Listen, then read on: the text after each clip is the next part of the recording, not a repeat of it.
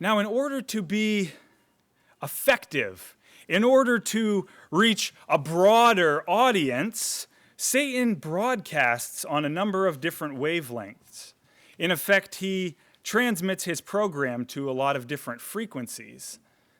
Some of those frequencies are deception, dissension, dissimulation, disseverance, double-mindedness, disinformation, disapproval, defrauding, disillusionment, disrespect, despitefulness, determent, detainment, divorce, disharmony, disgust, delusion, dissolution, demarcation, detachment, and of course, division.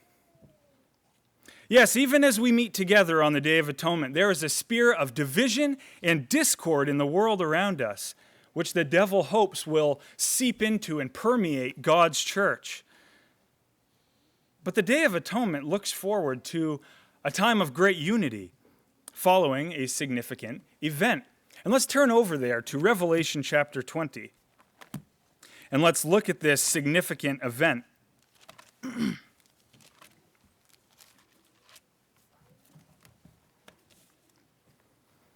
Revelation chapter 20 and verse 1. Revelation 20 verse 1, John records, "And then I saw an angel coming down from heaven, having the key to a bottomless pit and a great chain in his hand. And he laid hold of the dragon, that serpent of old, who is the devil and Satan, and bound him for 1,000 years. And he cast him into the bottomless pit, and shut him up, and set a seal on him, so that he should deceive the nations no more, until the 1,000 years were finished. And then after these things he would be released for a little while." And so a time is coming when mankind will no longer be deceived and led astray and experience negative spiritual influences. Satan's influence will be removed. Now, of course, human beings on earth, they'll still have human nature, but all of a sudden, they won't be influenced by Satan the devil. Instead, they'll be being influenced by the resurrected saints, by Jesus Christ himself. They'll have positive influences. And human beings will have a chance to have a relationship with their Creator. We know Christ is not divided, so those in his kingdom will not be either. It's Satan who desires division, and he desires it especially amongst God's church and amongst God's people. Are we living in the end times? Well, if we are, and if we truly believe that, then we can't afford to be divided. If we're living in the end times, we cannot afford to be divided. And as we keep this Day of Atonement, we should be looking ahead to what the future will be like, and we should be trying to act that way now. There's an old saying, it goes, "Dress for the job you want, not the job you have." And that old saying, it's not talking just about clothing. It's talking about the bigger picture. It's saying, if you want something bigger and better, demonstrate that you are prepared for it. So we're looking ahead to a time of no satanic influence, and a time when we as first fruits will be responsible for teaching and conveying proper godly attitudes to the individuals on earth during the millennium. That's the job we want. That's the job we're looking forward to. And it should cause us to ask ourselves, am I walking worthy of this calling now? Am I dressing for the job I want? And Paul addressed this in the book of Ephesians chapter 4. Paul talked about addressing the job that we want. Ephesians chapter 4 and verse 1. In Ephesians 4, verse 1, Paul wrote, "I, therefore, the prisoner of the Lord, beseech you to walk worthy of the calling with which you were called, with all lowliness and gentleness, with long-suffering, bearing with one another in love, and endeavoring to keep the unity of the Spirit in the bond of peace."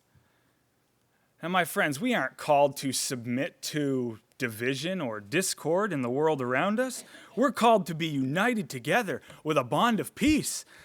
The world isn't being judged now, but God's people are. This is our dress rehearsal, so to speak, because we're dressing for the job we want. The Day of Atonement, it pictures a time when the first fruits will be working in harmony with one another. They'll be working in harmony with Jesus Christ, and they'll be working to heal the nations and teach people that, hey, God's way of life works. It does work. But in order to teach that, we have to be living it now, because it's very difficult to trust somebody who doesn't have a proven track record. In Revelation 2, verse 26, Christ said, "He who overcomes and keeps my works to the end, I will give him power over the nations." The ability to be a king or a priest in God's kingdom. And what type of works are we to keep? Keep my works to the end. What type of works? Well, ones like Paul mentioned in Ephesians. Works like long-suffering, humility, gentleness, patience, and then endeavoring, which in Greek means making every effort to keep the unity of the Spirit in the bond of peace. When Jesus Christ was on earth, he made literally every effort to maintain peace. Are you and I the same way? Do we have that same perspective that Jesus Christ had and has?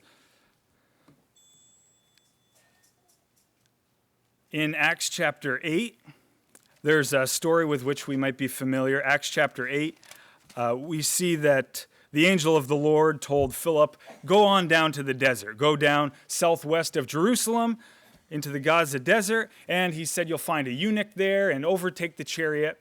And so Philip did that, Acts chapter 8. And he saw the eunuch reading the scroll of Isaiah.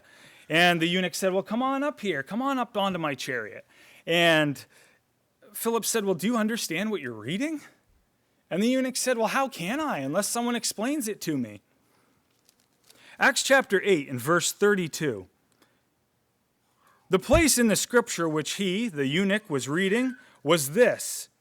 He was led as a sheep to slaughter, and as a lamb before its shearer is silent, so he opened not his mouth. Verse 33, Acts chapter 8. In his humiliation, his justice was taken away. And who will declare his generation? For his life is taken from the earth. So Philip explained, and the eunuch was convinced and convicted that Jesus Christ is the Messiah. And he felt compelled to have his sins washed away and follow Jesus Christ. Now, when Christ was led as a lamb to slaughter, on what was he focused? Well, he was focused on the bigger picture. He was focused on the greater purpose. Romans 8:28, Hebrews 2:10. He was focused on creating a family. That was his focus. And his focus on the big picture helped him not to get anxious and not to be stressed out about the events surrounding him. And because of his focus on the big picture, because of his effort to maintain peace at any cost, Jesus Christ was killed. But because of his willingness to pursue peace, we can now have a personal relationship with the Father. Hebrews 9 shows us that Christ fulfilled the sacrifice of the goat to be offered as a sin offering for God's people in Leviticus chapter 16. And the other goat, the Azazel goat, was led out from among the people into the wilderness. Now, in a similar fashion, in the days depicted by the Day of Atonement, Satan will be bound in a bottomless pit. He'll be put away from the people where he will no longer be allowed to broadcast programs of division and discord and all of those other negative programs beginning with the letter D that I mentioned at the beginning. Instead, the saints, alongside Jesus Christ, will be teaching and demonstrating that peace works. Peace works, and they'll be able to do that because they have lived it. Are you and I like Jesus Christ? When we're faced with the choice to justify ourselves or maintain peace, what choice do we choose? Well, Jesus chose peace because he saw the big picture. While on earth, he knew what we know. He knew there was a better time coming when satanic influence would no longer be present, and we will be reigning alongside Jesus Christ as kings and as priests, ruling the nations and teaching them that God's way of peace works.